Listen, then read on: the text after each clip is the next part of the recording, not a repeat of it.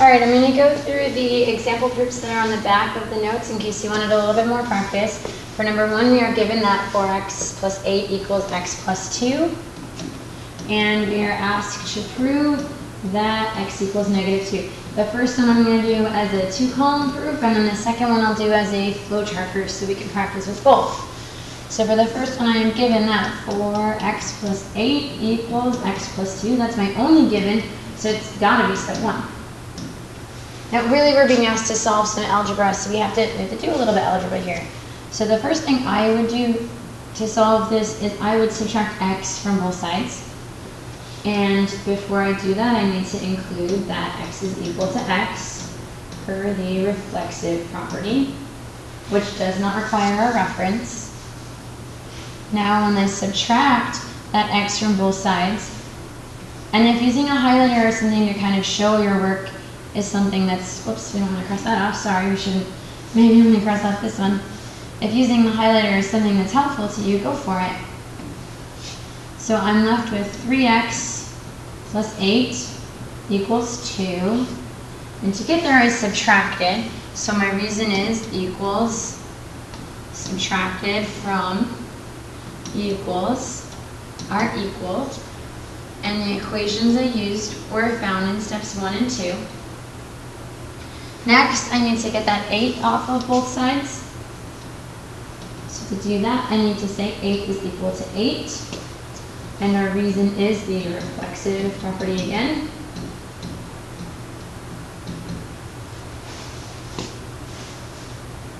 And when we get rid of that, we're left with 3x equals negative 6. And we got there. Once again, equals subtracted from equals are equals.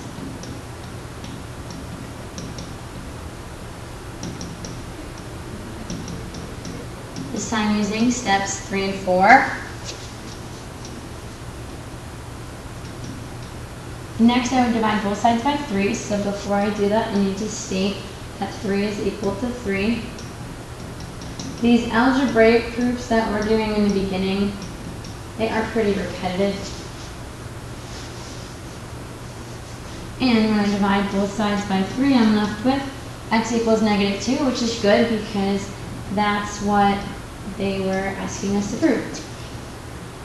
And our reason is equals divided by equals are equals.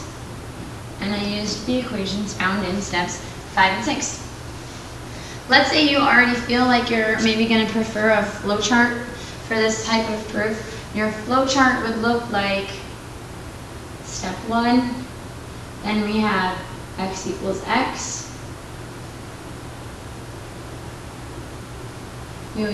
So this would be step 1. Step 2 would be in this box. We would do our subtraction and we would be left with step 3. We bring in step 4. We subtract those.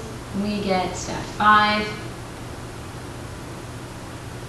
We bring in our reflexive in step 6. And then step 7. So if you wanted to do the flowchart, it would look something like that.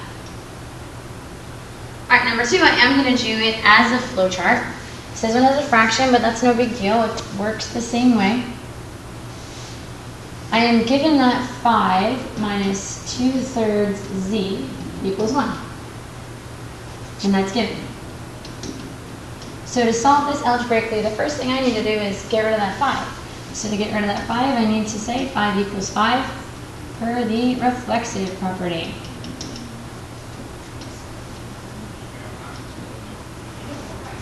So when I subtract 5 from both sides, be careful with your signs, I'm left with negative 2/3 z equals negative 4. And my reason is equals subtracted from equals are equal. Now I need to get z by itself, and I could do this in 2 steps. I'm going to do it in 1. So to get z by itself, we're going to multiply by the reciprocal of that coefficient. So in this case, that's negative 3/2. And if I multiply both sides by -3/2, I'm going to be left with z equals, and -3/2 times -4 gives me +6. And because I'm multiplying both sides by -3/2, my reason is equals multiplied by equals are equal. That's the flowchart version. If you were to do this as a 2-column, it would be a 2-column proof that just has 5 steps, and they would go in the exact order of my 5 boxes. All right, question 3. This time we have a diagram, and that's just to kind of get us ready with where we're headed, even though at this point we could do it without the picture. But what they're telling us in words is that the measure of angle ABC plus the measure of angle CBD is 90. In the future, they might not give us that equation. They might tell us they're complementary, and we might have to get to that equation by ourselves. And then they're also telling us that ABC is 3x minus 5, and that CBD, someone marked the 90 that they gave us, and CBD is x plus 1 over 2. So we've done questions like this algebraically where we had to solve for x. This time we're still solving for x, but we just have to do it as a proof, which means we have to explain how we know each step is correct.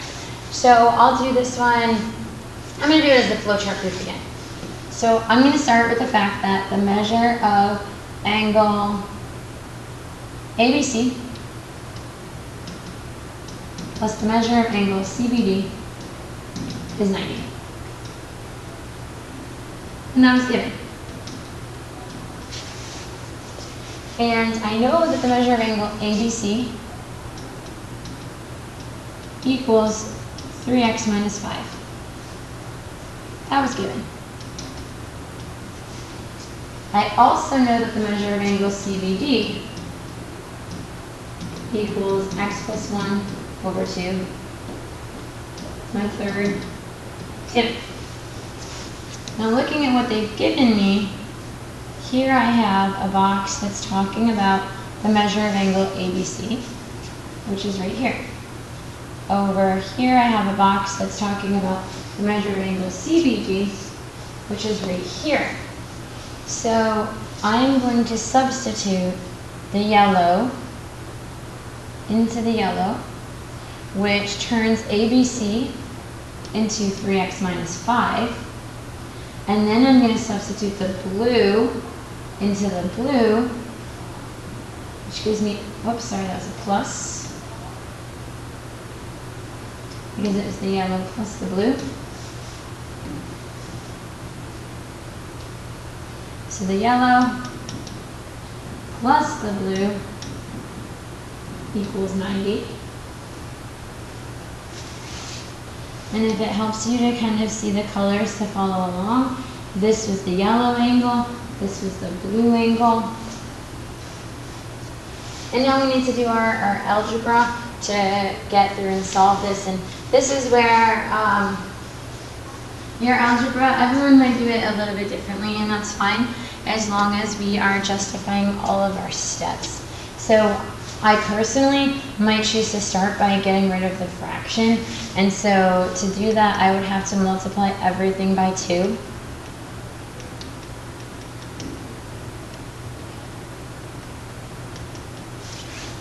And when I do that, my equation is going to turn into 6x minus 10. I keep wanting that to be a plus sign, or an equal sign, plus x plus 1.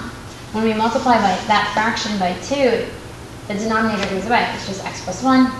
Make sure we multiply all the way across the equation, and it equals 180, since that was a 90, not a 9.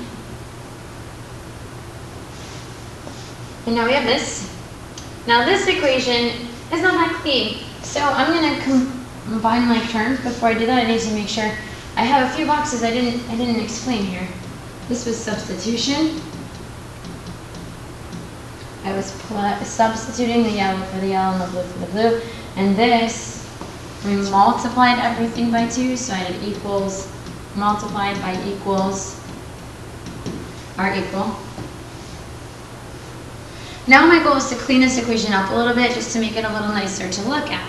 If I did that in algebra, it would turn into 7x minus 9 equals 180.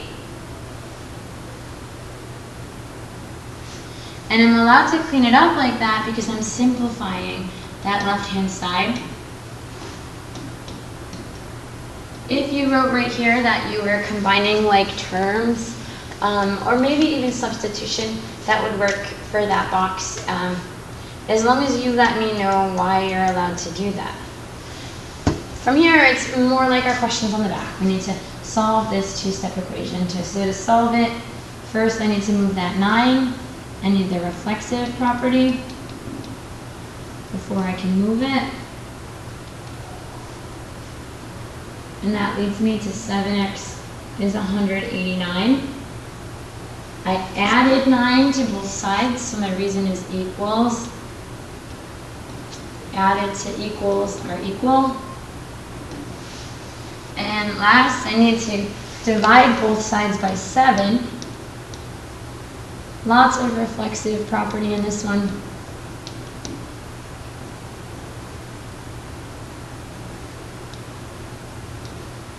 And when I divide both sides by 7, I'm left with x equals 27, which is good because that's what they asked me to prove. And my reason here is equals divided by equals are equal. So the algebra here I think is actually a little bit messy, but the reasons aren't reflexive. Equals something by equals are equals. Reflexive equals something by equals are equals. And so that's our last algebraic proof that we're going to practice. And in the next lesson we're going to kind of start inserting a little bit more geometry into these questions.